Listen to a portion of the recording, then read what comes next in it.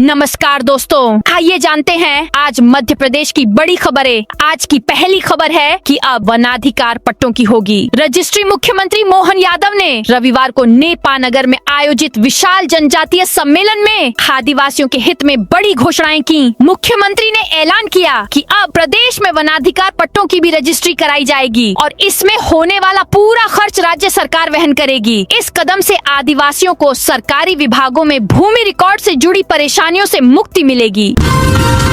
मैहर में 9 दिन मांस, मछली और अंडे पर प्रतिबंध। चैत्र नवरात्रि के पावन पर्व पर मैहर में जिला प्रशासन ने एक बड़ा फैसला लिया है। एसडीएम दिव्या पटेल ने संपूर्ण मैहर नगर पालिका क्षेत्र में मांस, मछली और अंडे के क्रय विक्रय पर पूर्ण प्रतिबंध लगा दिया है। यह प्रतिबंध 19 मार्च से शुरू होकर 27 मार्च 2026 की मध्य रात्रि तक प्रभावी रहेगा। 15 साल से पुरानी बसों को चलाने की अनुमति नहीं। हाई कोर्ट ने बस मालिकों को बड़ा झटका दिया है। जस्टिस विजय कुमार शुक्ला और जस्टिस आलोक अवस्थी की कोर्ट ने 15 वर्ष से अधिक पुराने वाहनों को स्टेज कैरेज परमिट नहीं देने के नियम को वैध ठहराया है। कोर्ट ने स्पष्ट शब्दों में कहा कि यात्रियों की सुरक्षा और सुविधा सर्वोपरि है और राज्य सरकार को ऐसे नियम बनाने का पूरा अधिकार है। इसी के साथ बस मालिकों द्वारा दायर याचिका को खारिज कर दिया।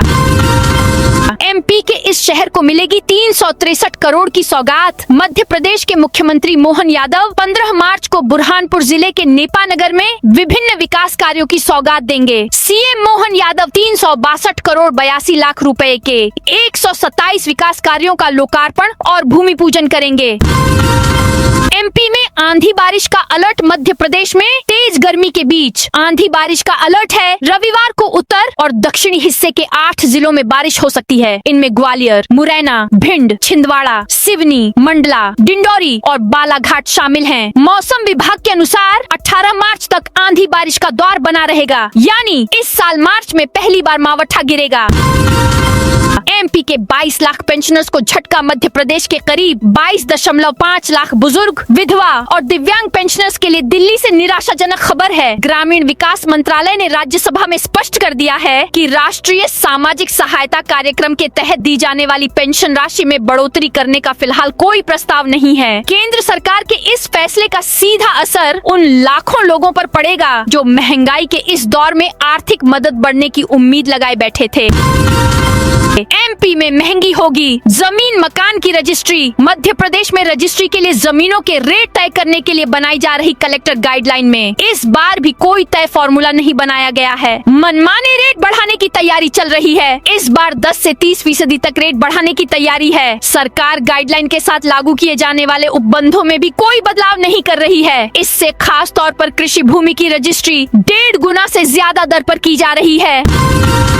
कैंसर मरीजों को राहत। कैंसर से जूझ रहे मरीजों के लिए राहत की खबर है। शासकीय कैंसर अस्पताल में आने वाले दिनों में महंगी कैंसर रोधी इम्यूनोथेरेपी इंजेक्शन पात्र मरीजों को इस दवा का उपयोग कई प्रकार के कैंसर के उपचार में होता है। बाजार में निजी क्लिनिक या अस्पताल से जब इन्हें लिखा जाता है तो 85,000 से 1.70 लाख रुपए तक मरीज के परिजन को वहन करना पड़ते हैं।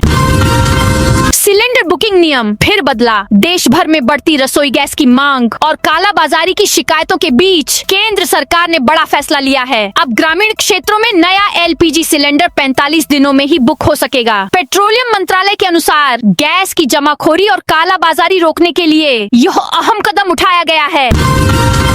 एमपी में यहाँ 270% तक बढ़ेंगे जमीन के रेट। वित्तीय वर्ष 2026 से 27 के लिए जमीन की गाइडलाइन दरों में बदलाव की तैयारी शुरू हो गई है। ग्वालियर जिला मूल्यांकन समिति की बैठक में जिले की 4,840 लोकेशन में से 2,606 जगह दरें बढ़ाने का प्रस्ताव रखा गया है। प्रस्ताव के अनुसार कई क्षेत्रों में 10 से लेकर 270% तक बढ़ोतरी की जा सकती है। 158 नई कॉलोनियों को गाइडलाइन में शामिल करने और 597 लोकेशन को आपस में मर्ज करने का निर्णय भी लिया गया है।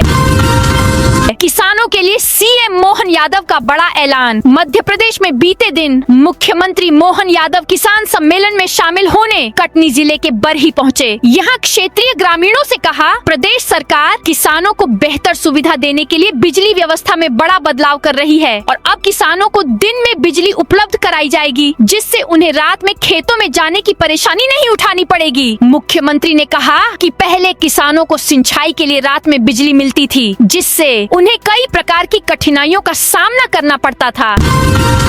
3 बड़े अफसरों पर भड़के शिवराज सिंह चौहान। नर्मदा नदी से हो रहे रेत के अवैध उत्खनन पर केंद्रीय कृषि मंत्री शिवराज सिंह चौहान ने सख्ती की। उन्होंने मोबाइल से कलेक्टर बालागुरु को अवैध खनन का वीडियो दिखाया। माइनिंग अफसर धर्मेंद्र चौहान ने सफाई दी। हम कार्रवाई करते हैं, शिवराज ने फटकारते हुए कहा। जाकर देखा, कल रात का ही यह वीडियो है। रात में खुलेआम पोकलेन जेसीबी मां नर्मदा को छलनी कर रही है।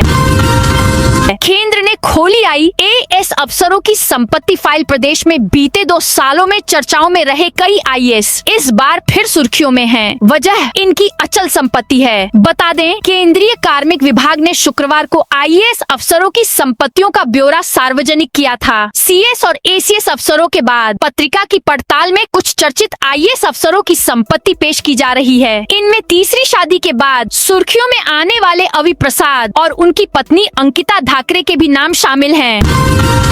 MP में परिवहन विभाग का नया नियम। स्लीपर कोच बसों में बढ़ती आगजनी की घटनाओं के बाद सड़क एवं परिवहन मंत्रालय द्वारा स्लीपर कोच बसों में SDSS सिस्टम अनिवार्य रूप से लागू करने के लिए कहा गया, जिसके बाद प्रदेश में परिवहन विभाग द्वारा इसे सख्ती से लागू कर दिया गया है। यानी प्रदेश में अब जो स्लीपर कोच बसें चलेंगी उनमें FDSS सिस्टम होगा, तभी परिवहन विभाग द्वारा उन बसों का रजिस्ट्रेशन किया जाएगा। बता दें, इस सिस्टम के जरिए बस में आग लगने की स्थिति को जल्दी पहचानने और उसे तुरंत बुझाने में मदद मिलेगी। भाजपा नेता और पूर्व विधायक का निधन, शोक की लहर। मध्य प्रदेश भाजपा के वरिष्ठ नेता और पूर्व विधायक यादवेंद्र सिंह का 73 वर्ष की आयु में निधन हो गया। यादवेंद्र सिंह पिछले कुछ समय से बीमार चल रहे थे। भोपाल के एक बड़े प्राइवेट अस्पताल में उनका इलाज चल रहा था। शनिवार 14 मार्च को अस्पताल में इलाज के दौरान यादवेंद्र सिंह ने अंतिम सांस ली। यादवेंद्र सिंह के निधन की खबर जैसे ही कार्यकर्ताओं को लगी तो शोक की लहर दौड़ पड़ी। यादवेंद्र सिंह की पार्थिव देह रात्रि तक उनके गृहग्राम कचनार जिला सतना पहुंचेगी, जहां रविवार को उनका अंतिम संस्कार किया जाएगा। MP में विधायक की शिकायत पर शिक्षक सस्पेंड। देश भर में लगातार गैस सिलेंडरों के बढ़ते दामों को लेकर एक सरकारी शिक्षक का PM मोदी पर मिमिक्री करना भारी पड़ गया। मध्य प्रदेश के शिवपुरी जिले में भाजपा विधायक की शिकायत पर जिला शिक्षा अधिकारी ने शिक्षक को निलंबित कर दिया है। गरीब रथ एक्सप्रेस में 3 युवकों ने बनाई रील बनाने का शौक कभी कभी मुसीबत का कारण भी बन जाता है। रायपुर से लखनऊ जा रही गरीब रथ एक्सप्रेस में 3 यात्रियों को ट्रेन के अंदर डांस कर रील बनाना महंगा पड़ गया। रेलवे सुरक्षा बल ने यात्रियों की शिकायत के बाद तीनों के खिलाफ रेलवे एक्ट के तहत मध्य प्रदेश के सतना में मामला दर्ज किया गया है। यह मामला 6 मार्च को ट्रेन 12536 डाउन गरीब रथ एक्सप्रेस में हुई। मुख्यमंत्री की सुरक्षा में चूक। मध्य प्रदेश के मुख्यमंत्री मोहन यादव के बरही दौरे के दौरान सुरक्षा व्यवस्था में बड़ी लापरवाही सामने आई। मुख्यमंत्री के हेलीकॉप्टर के लैंडिंग के समय हेलीपैड के समीप पटाखे फोड़ दिए गए, जिससे मौके पर हड़कंप मच गया और मुख्यमंत्री की सुरक्षा में लगे अधिकारी तुरंत अलर्ट हो गए। जानकारी के अनुसार बरही के शासकीय हाई स्कूल परिसर में मुख्यमंत्री के आगमन के लिए हेलीपैड बनाया गया था। किसानों ने कलेक्ट्रेट में प्रदर्शन करने के बाद मिल में किया धरना। प्रशासन की नरमी और महाकौशल शुगर मिल बचाई की असंवेदनशीलता, मनमानी गन्ना किसानों को खून के आंसू रुला रही है। कोई किसान यह कहते हुए प्रशासन से भुगतान दिलाने कह रहा है कि पैसा नहीं मिला तो बेटियों की पढ़ाई छूट जाएगी, भविष्य बिगड़ जाएगा। तो कोई बीमार बेटी का इलाज कराने मिल से पैसा दिलाने की गुहार लगा रहा है, लेकिन न तो प्रशासन सुन रहा है और न ही मिल प्रबंधन। भुगतान पर बने संकट को लेकर किसानों को शुक्रवार को पहले कलेक्ट्रेट पार्क में विरोध प्रदर्शन किया, उसके बाद शाम को मिल में प्रदर्शन शुरू कर दिया। 1373 करोड़ में बन रहा एमपी का पहला एलिवेटेड रोड ग्वालियर शहर की ट्रैफिक समस्या को कम करने के लिए स्वर्ण रेखा नदी पर एलिवेटेड रोड तेजी से आकार ले रहा है। 1373.21 करोड़ रुपए की लागत से बनने वाला 14.2 किलोमीटर लंबा यह प्रोजेक्ट 2 चरणों में तैयार किया जा रहा है। दिल्ली की रिंग रोड की तर्ज पर बन रहा यह एलिवेटेड कॉरिडोर 293 पिलरों पर खड़ा होगा और इसमें 14 एंट्री एग्जिट लूप बनाए जा रहे हैं, जिससे शहर के प्रमुख इलाकों को सीधा फायदा मिलेगा। केंद्र ने जारी किया देश के आईएएस की अचल संपत्तियों का ब्यौरा। प्रदेश में नवीन एवं नवीकरणीय ऊर्जा विभाग के अपर मुख्य सचिव एसीएस मनु श्रीवास्तव एमपी में तैनात एसीएस स्तर के अफसरों में सबसे अमीर आईएएस हैं। उनके पास 19.50 करोड़ की अचल संपत्ति है, जबकि स्वास्थ्य एवं चिकित्सा शिक्षा एसीएस अशोक बर्णवाल पगार के अलावा अपनी संपत्तियों से सबसे अधिक कमाने वाले अफसर हैं। बर्णवाल के पास 7.50 करोड़ की संपत्ति है। इससे उन्हें हर साल 23.68 लाख रुपए आय हो रही है। टोल वसूली पर सुप्रीम कोर्ट का बड़ा आदेश। सुप्रीम कोर्ट ने लेबर जावरा नया गांव टोल रोड पर लागत से कई गुना वसूली संबंधी याचिका को इंदौर हाई कोर्ट के खारिज करने के आदेश को रद्द कर दिया। फिर सुनवाई कर 3 माह में निर्णय करने का आदेश दिया। सभी पक्षों को 18 मार्च को हाई कोर्ट में पेश होने के निर्देश दिए हैं। CJI justice Suryakant, justice Joy Mallya की खंडपीठ ने पूर्व विधायक पारस सकलेचा की याचिका पर ये निर्देश दिए। पंचायत शिक्षकों के लिए बड़ी खुशखबरी। इंदौर हाईकोर्ट ने राज्य सरकार को बड़ा झटका दिया है। युगल पीठ ने सरकार की पुनर्विचार याचिका खारिज करते हुए पंचायत शिक्षकों को अन्य सरकारी कर्मचारियों समान वेतनमान देने के फैसले को बरकरार रखा है। सरकार ने इस आदेश को चुनौती दी थी, जिसमें कोर्ट ने पंचायत शिक्षकों को सरकारी कर्मचारियों के समान वेतनमान देने का आदेश दिया था।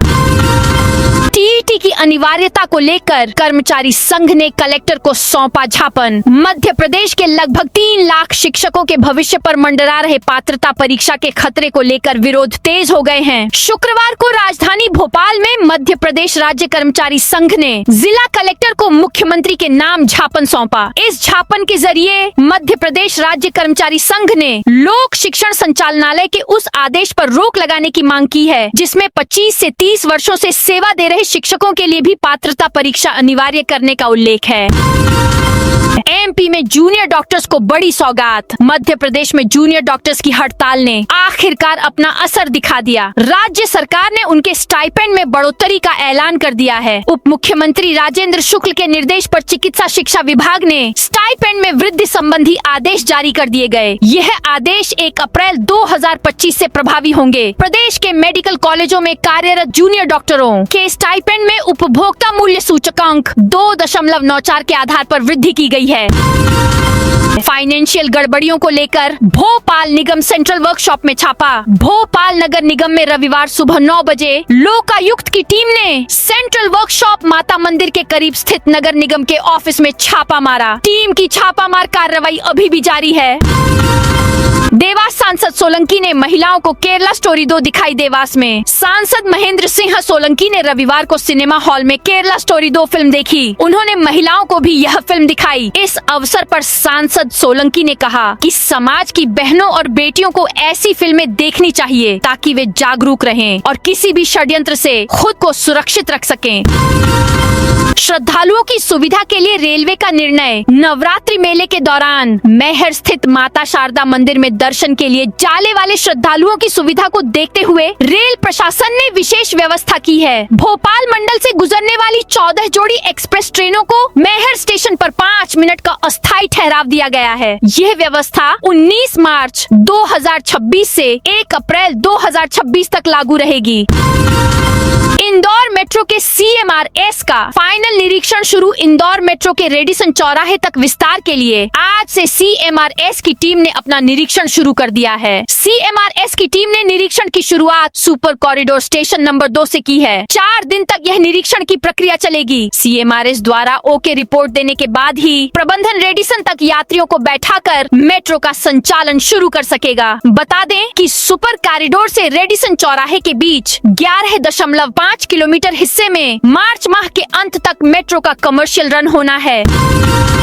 सिंहस्थ 2028 के लिए इंदौर में बनेंगे अस्थायी सैटेलाइट टाउन। सिंहस्थ 2028 को देखते हुए इंदौर पुलिस ने भीड़ प्रबंधन की तैयारी शुरू कर दी है। पुलिस ने योजना बनाई है कि उज्जैन में भीड़ बढ़ने पर श्रद्धालुओं को शहर में प्रवेश से पहले इंदौर में ही रोका जाएगा। इसके लिए शहर के बाहरी क्षेत्रों में अस्थायी सैटेलाइट टाउन विकसित किए जाएंगे।